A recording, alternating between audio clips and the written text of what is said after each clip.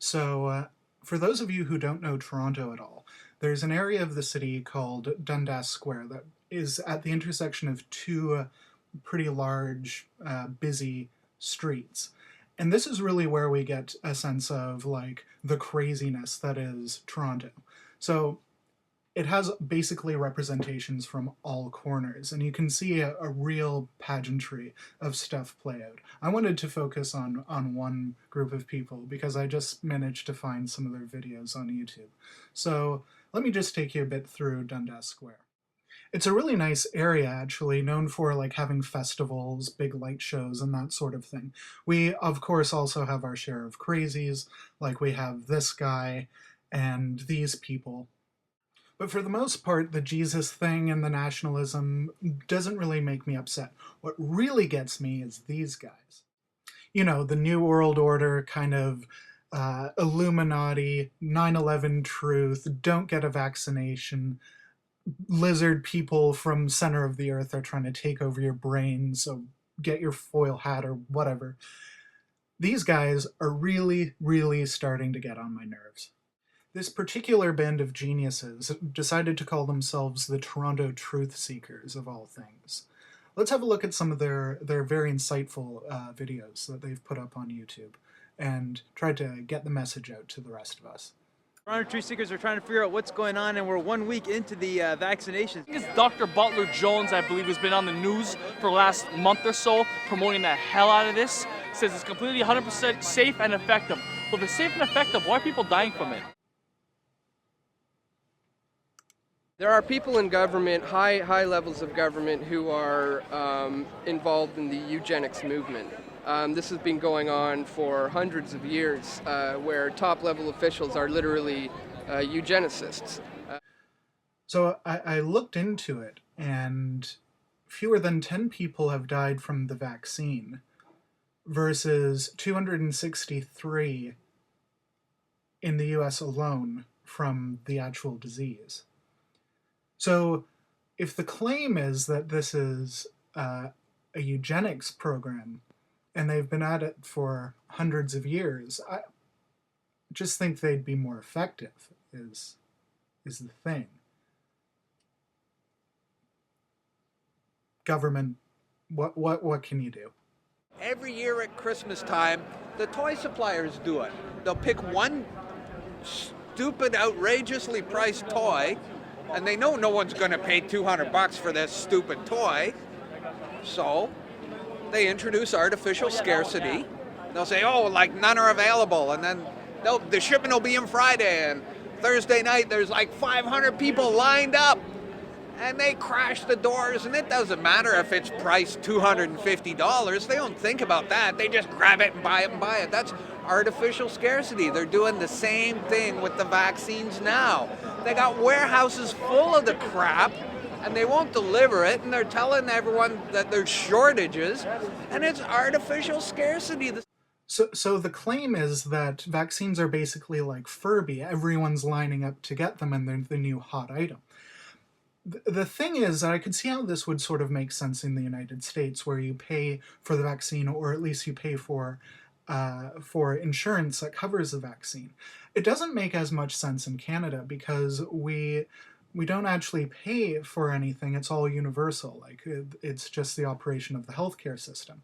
So I just don't see this as like a good motivation, because if I were evil and trying to kill everyone, I'd also want to get some money out of it.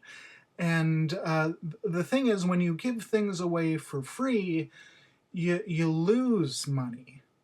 And so not only, just to backtrack a second, not only is this rapidly ineffective as, you know, a euthanasia or eugenics program, but and actually saves more people than it kills, it's also really expensive, and they give it away for free. So yeah, I don't think this is like Furby at all.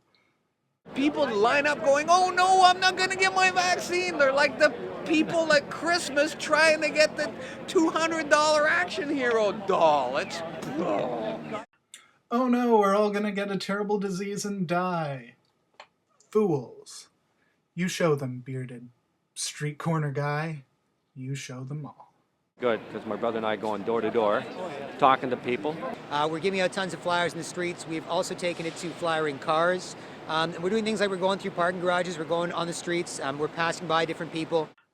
I wonder if while you're going door to door and talking to people on the street and leafing people's cars, that it ever sort of comes into your head how many of those people would be fucking dead from diseases that you've never heard of if it weren't for vaccines. You gotta know, okay, the word government. Oh, I'm sure this is going to be brilliant. People don't understand what government is. Okay, if you go to a mental hospital. Oh, too easy. Too easy. You don't go to a mental hospital with a broken leg.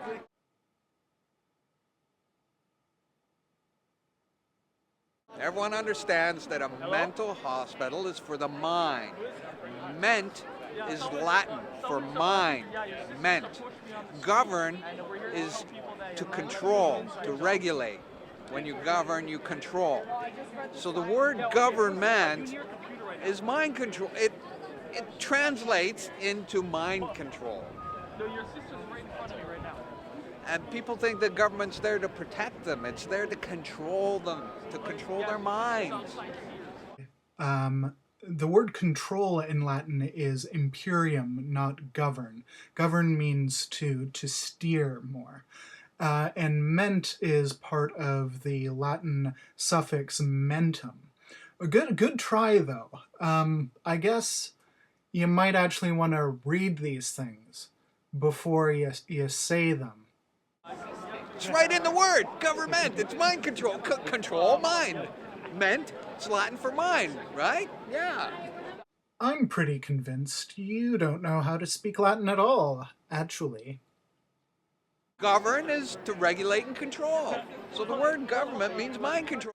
I think you really phoned in this conspiracy theory. I mean, you didn't get very far, apparently, with the whole government is trying to control your mind thing. Most people at least do some research. You just saw the word and came back with that. Like, put some effort in next time. Dundas Square is also very close to a number of major hospitals like Sick Kids and Mount Sinai. So I bet at some point you interviewed like a doctor or a nurse or something to get some of your information. Let's go to that. What's happening? You're 11 years old, you're in a school in North Toronto. Please let us know, because there have been years of this type of propagandistic crap that's gone into this type of mass vaccination campaign. Well, a lot of the kids in my, now about like, I'd say 40% of them will say, well, I mean, I'm a healthy kid, I don't need it. So let me get this straight. You are interviewing an 11-year-old girl, and she is explaining to you how her diagram works. But there's about 60% in the class who will defend it and will say, well, it's going to save your life. Actually, let's go to your diagram for a second.